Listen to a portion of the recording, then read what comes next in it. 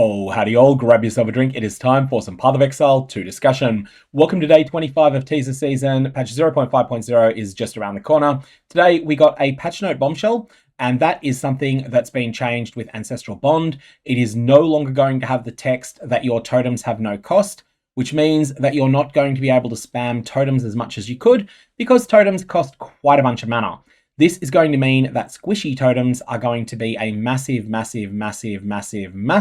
sink, and the ways that people are thinking of building around the mana archetype in conjunction with Archmage are probably going to be a lot worse than they would have been if this change wasn't made.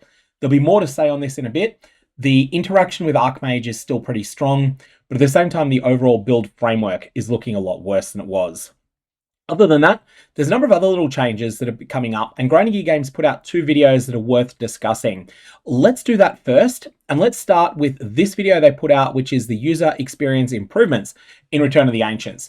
Now, this one has a number of things that we already knew. If you've been staying in touch with teaser season coverage, if not, definitely worth going over to Grinding Gear Games' site and having a look at it. But one of the key things is that you can type a name in the search bar, for example, Spiderwoods, or you can type a keyword, for example, essence or unique, into the search box up the top of the atlas, and then you can press enter and it will cycle through everything that matches what you were saying. So that's going to be a really useful way if you want to find a particular layout. So if you're masochistic enough to really love the Maya layout, you want to run more of them, then you can go and you can type Maya up there and you can search for them all. More practically, if you really dislike Maya, then you can type Maya in there and you can set up the Atlas Master option that allows you to run a corrupted map, and then that randomizes the tile set layout that it's on, and you can run all of your Mayas and get rid of them all at once that way. Whatever you want to do, there's going to be a whole bunch of extra quality of life support for it there. The next thing I want to point out, though, is actually something that is a bit of a correction from yesterday's video. Yesterday, I talked about the Fragment tab, and I got it confused with the Socketable tab. I did pin the top comment on yesterday's video to be a correction for that, but the Socketables tab and the Fragment tab are different to each other. I had forgotten exactly the way that they were working there. The Socketables tab is the one that was showcased in Grinding Gear Games' video yesterday, and I thought I should just bring to your attention that I had made that mistake there. It is a bit frustrating that YouTube doesn't allow me to edit that video, that segment of it, in order to correct it, but there are very, very good reasons that YouTube doesn't allow users to do that, because whilst I might be able to use that for good occasionally, other people could use it for slightly less good, and that would be a problem. The Fragments tab actually does get showcased in today's video from Grinding Gear Games, and you can have a look at that if you want to.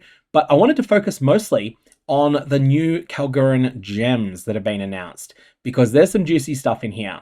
This is a video GGG put out, and we'll put it on in a sec, go through it, frequently stopping, discussing all of the big things that are being spoiled here. Among other things, though, you will see a skill gem that I am really hyped for, but you will not see any stats on it, and this is a gem called Skyfall, and you'll see it getting used, I believe, at one point during this video. On top of that, you're also going to see a whole bunch of footage and also teasers of gem stats. Very important couple of things to note here. Firstly, every gem that is showcased is either gem level 1 or gem level 20. I expect they're going to exist in between, and most of the time they'll be in between those two.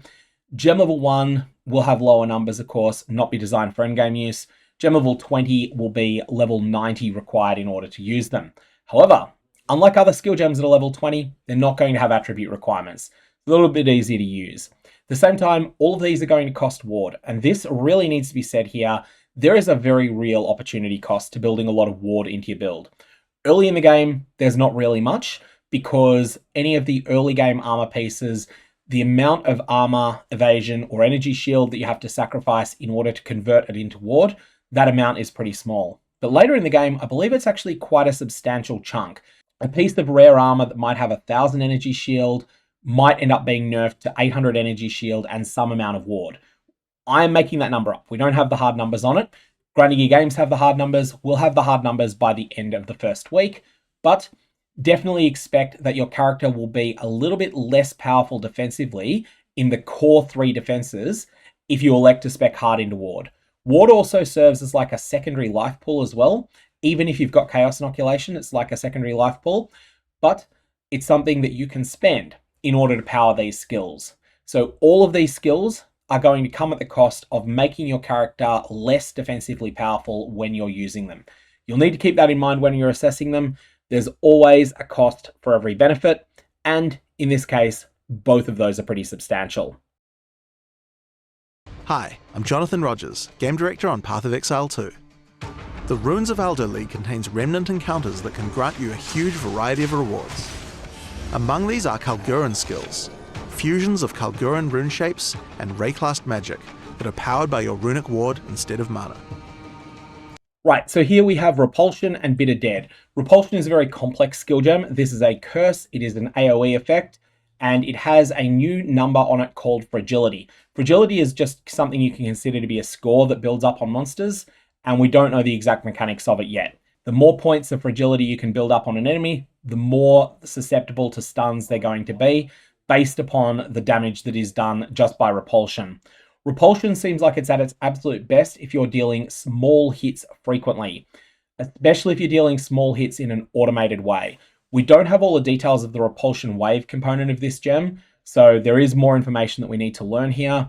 But this has quite a substantial curse application delay. It has a maximum level that it can apply to, but that stat tends to disappear completely once your curse gems are level 18 or above. It has a duration, and then every time that you hit one of those enemies, it causes the curse to trigger an explosion. This will deal damage in an area and apply significant knockback to other enemies near the curse target.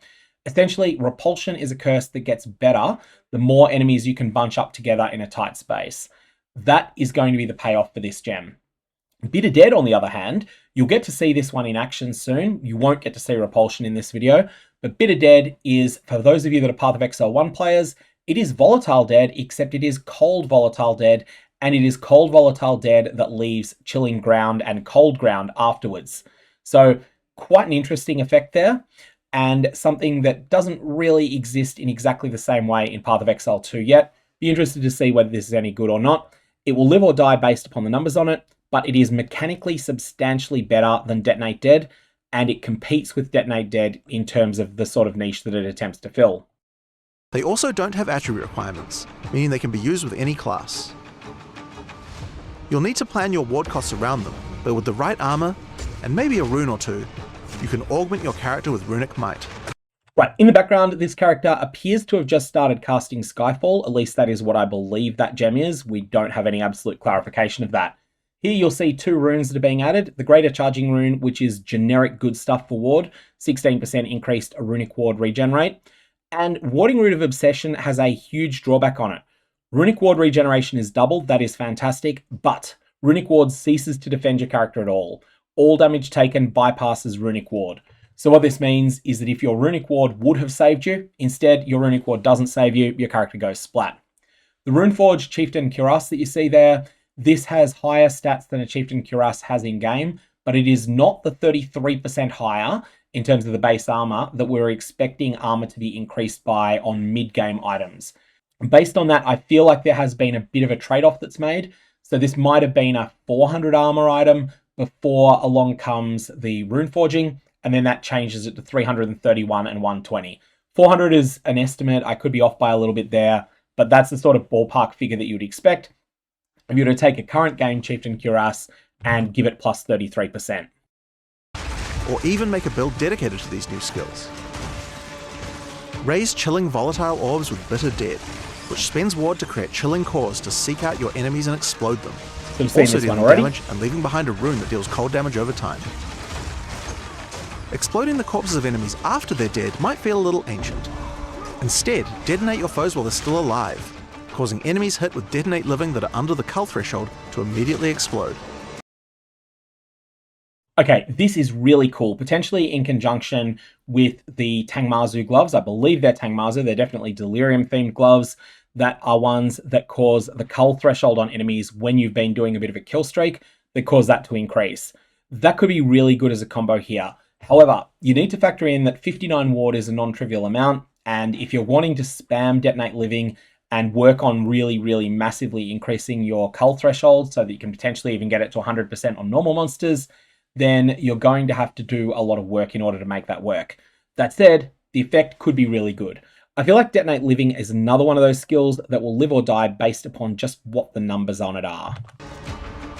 Conductive Runes spends ward to create a number of runes in front of you.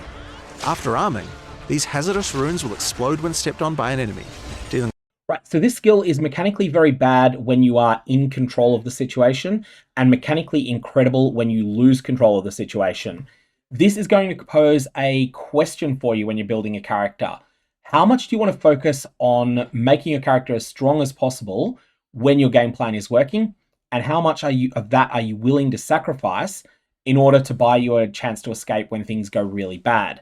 I feel like this is going to be a much better skill in hardcore than it is in softcore, but it will still find a place in softcore, especially amongst risk-averse players. You'll get to see that in practice here, where Jonathan is going to run away from a fight that he feels like he's losing, and he is going to be bailed out hard by Conductive Runes.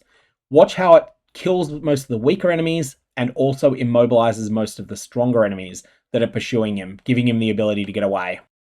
Lightning attack damage and causing electrocution buildup. This skill excels in getting you out of your current predicament, incapacitating pursuers, or getting you out of a tight corner.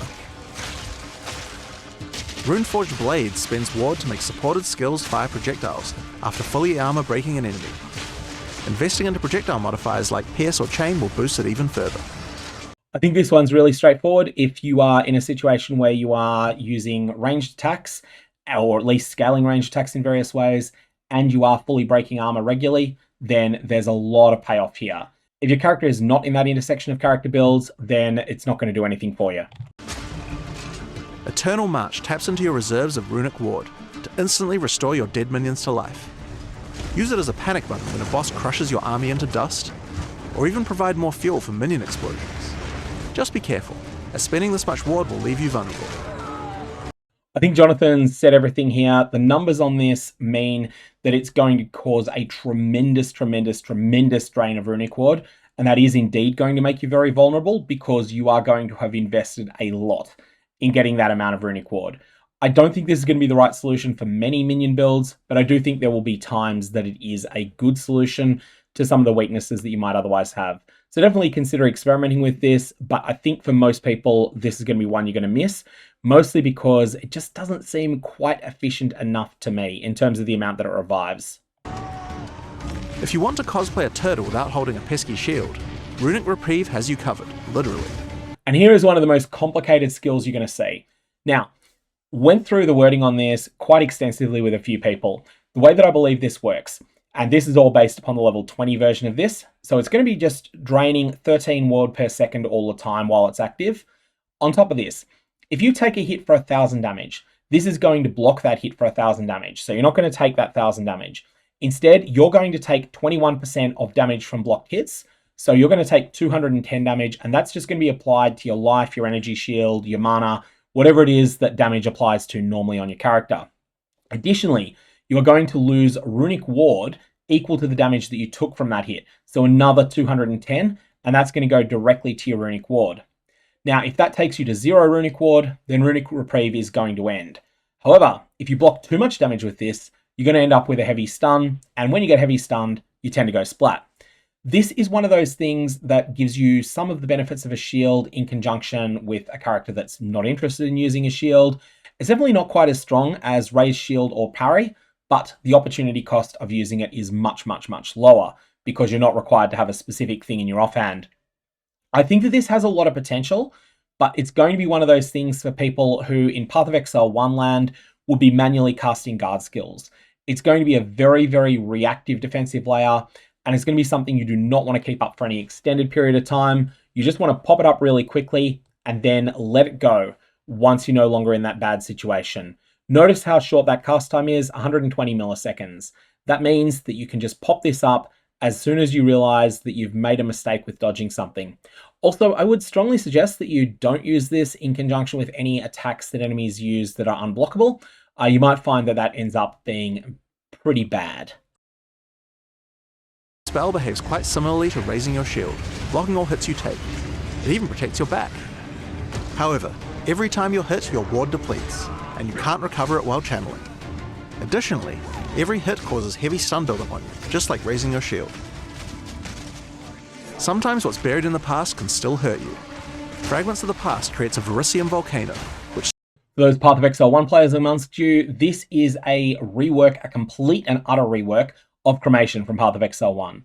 So the mechanics are similar, except for the fact that this is attack-based. So this is going to deal damage based upon the weapon that you're using, and it's going to be something really, really solid to create one of these volcanoes when you're in the middle of a fight against a tough enemy, especially if that enemy is large enough that most of the shards actually end up striking them. This is going to be something that's just providing an additional burst of damage while you're doing your own attacks. Now, because this is going to deal cold damage, unlike the Path of Exile 1 vaguely similar skill that deals fire damage, it's going to be something that's going to scale best if you're making a cold attack build.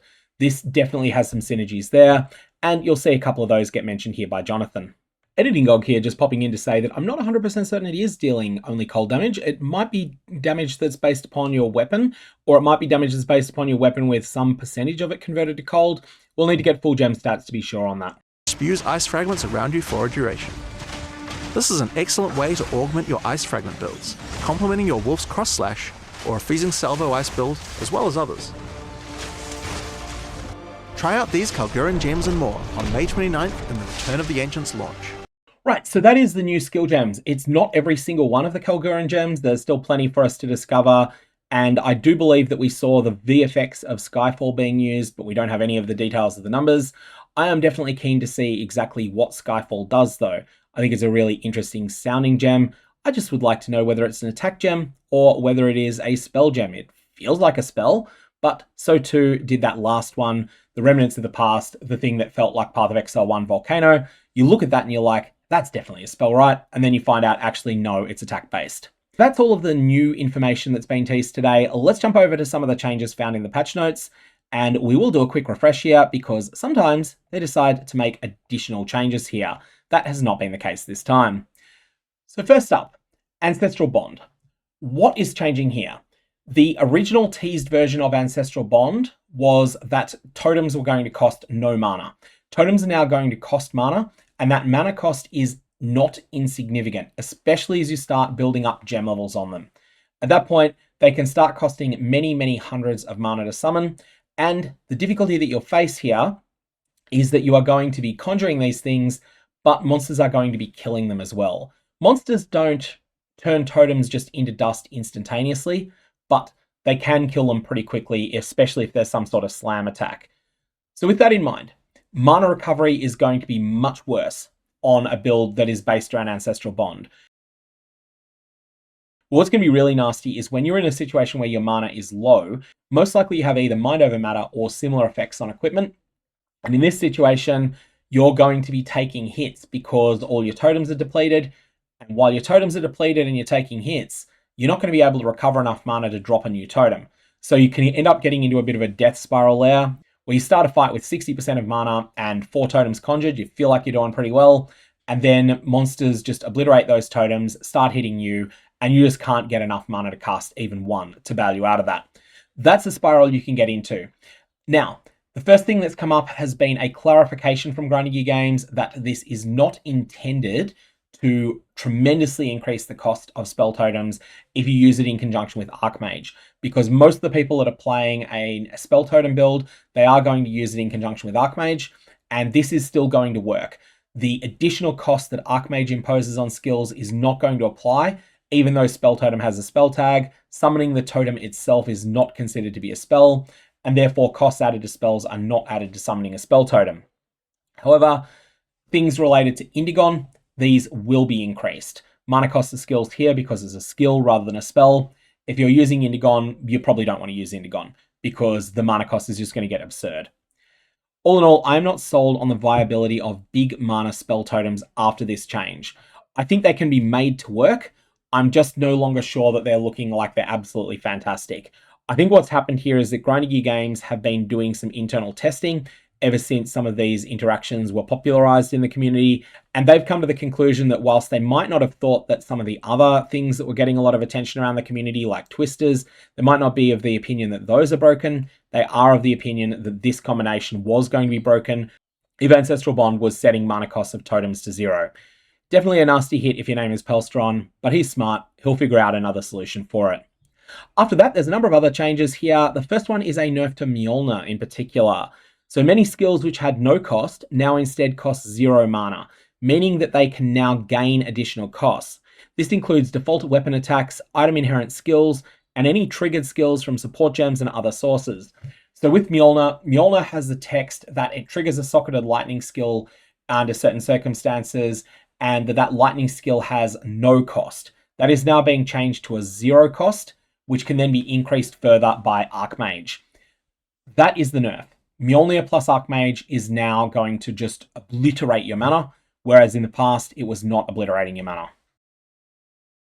Sanguine Tides in the Blood Mage. This one's getting a bunch of buffs and nerfs simultaneously. Let's start with the nerf. Flasks do not recover life. Previously, 50% less life recovery from flasks. This is quite nasty. In exchange for this, you gain 1 life flask per 2% of your life that is spent. Previously, this was 1 per 4%. And when you hit an enemy while a life flask is at full charges, 40% of the charges from that flask are drunk. This is unchanged. You gain 1% of damage as physical damage for 5 seconds per charge that's consumed this way. In the past, you were gaining this for 3 seconds. So essentially, the buff is getting substantially more uptime than it used to have. But at the same time, flasks are no longer recovering life at all. Previously, 50% less life recovery from flasks. This is making Sanguine Tide something that is more all-in and makes you even more dependent upon your Blood Mage leech effects. So keep that one in mind. After this, there is a couple of changes that are being made to strongboxes. There is a nerf to the additional chest level modifier, and I was trying to work out what this was from. I think it's probably because of some of the new Atlas mods that are being added. After this, prefix modifiers on strongboxes that use skills are all being buffed. They will now have 10 to 20% more rarity of contained items on them. And there's a couple of other prefix modifiers being added to strongboxes that are unconditionally good. So 40 to 60% rarity of items dropped by strongbox monsters, as well as 40 to 60% more rarity of contained items. This is just unconditionally good. You're going to always be happy to see that mod. And 15 to 30% increased effectiveness of strongbox monsters. So this means that they have more life, but they also drop more loot. And 20 to 30% more quantity of strongbox loot. Both of these are just really good strongbox modifiers. And what I think Runic Games are going for here, I don't know if they'll hit this or not, but what I think they're going for is a world in which applying Exalted Orbs to strongboxes feels like a reasonable choice to make. After this, Freythorn farming is dead, and I will not miss this idea. So there was a lot of theory crafting that was going on around the community that defeating the Freythorn ritual over and over again, which might be something that required creating a new character each time, but probably wouldn't. This is no longer going to provide ritual altar rewards. The more that I think about this, the happier I am with it, because this is a small nerf to legitimate players that don't cheat. However, to bot cheats, this is a really, really crushing nerf to one of the strategies that I think they might have been quite effective at. So I think that's what Runic Games are going for here. They're making it so that a strategy that did not look like it was going to be fun, but did look like it might be lucrative, this might have been effective prior to this change. It's definitely not effective now. And the people who would have gained the most from it, if it was viable, would have been bot cheaters. So I'm quite happy with this, but it does mean that a couple of strategies people have been brainstorming are not going to work anymore. This is things where people were thinking, oh, we're going to fish for particular uniques early in the game. And the wording of some of the other changes in the patch notes, it wasn't 100% clear whether that was going to be a good strategy or not, but now it's just not a strategy at all. Eye of Winter is going to now be a little bit clearer in terms of quality of life for the number of shard projectiles it flies per second, and the number can also be modified by adding additional projectiles. Now, while that sounds like it's a significant improvement to Eye of Winter, and technically it is a buff, it's a very small buff because this is not the sort of skill you'd want to invest in additional projectiles on. Fixed a bug that caused a minion damage bonus against non-unique enemies that was introduced in version 0.3.0 to function incorrectly. This is actually a huge buff to certain minions, but it is not clear exactly which ones. Depending on specific circumstances, this will result in very little change to early minion damage, approximately 25 to 35% more late game minion damage against non-unique enemies, and approximately 20 to 25% more late game minion damage against unique enemies. This bonus is also no longer factored into the damage numbers displayed for the skills of your minions. So this is a compensatory buff that they introduced in 0.3.0 to deal with the fact that your minions spend a lot more time changing targets than players would. So when a player wants to change from one target to another, the player doesn't generally need to traverse a lot of ground. Or if they do need to traverse a lot of ground, a melee build, they can do so pretty quickly usually. Minions did not have this advantage, and so minions therefore got some compensatory damage to deal with that. And That compensatory damage was not applying correctly in all situations. That is now being fixed. That is the end of Teaser Season Day 25. In a quick recap, the big winners here are people who are looking forward to messing around with some of those cool new Kalguuran skills, and the big losers here are going to be people that have been spending a lot of time theory crafting totem setups. I don't think that totem setups are necessarily completely and utterly dead, but I do think they're looking a lot worse than they were yesterday. And ultimately, I don't really like a change this late, but sometimes they're necessary. If this build was completely broken, then it was the right call from Grinding Games to do this. If it was going to end up being something so good that it was suppressing build diversity, but if it was just going to be something that was about as good as Poison Burst Arrow, I don't think this was a necessary nerf. I'm not really clear on which of those it was. They will have done their testing and they'll have more of a sense than I do. For my own plans, I am still tossing up between 3 definite options. The first one is just going all in on the new Martial Artist Ascendancy on the Monk. The second one is going with a plant build on a Disciple of Varashta. And the third one is going with a plant build but on an Abyssal Lich. Now, with the Disciple of Varashta and the Abyssal Lich being on different base classes, this is a decision that I have to make at the start. It's not something that I can make once I get to my 3rd Ascension or something along those lines. And there's strengths and weaknesses to all of those choices, but I'll figure that out at some point over the next day or two. Hopefully you have as much build decision paralysis as I do, and remember that Grinding Games are going to be offering a couple of Twitch promos with MTX if you are watching on launch day, or even in launch week 1, launch week 2. There's going to be a whole bunch of Twitch promos that are going on, so check those out if you're interested. I'm going to leave it there. May your Varlorbs have interesting results, and may they not end up getting nerfed the way that Ancestral Bond has.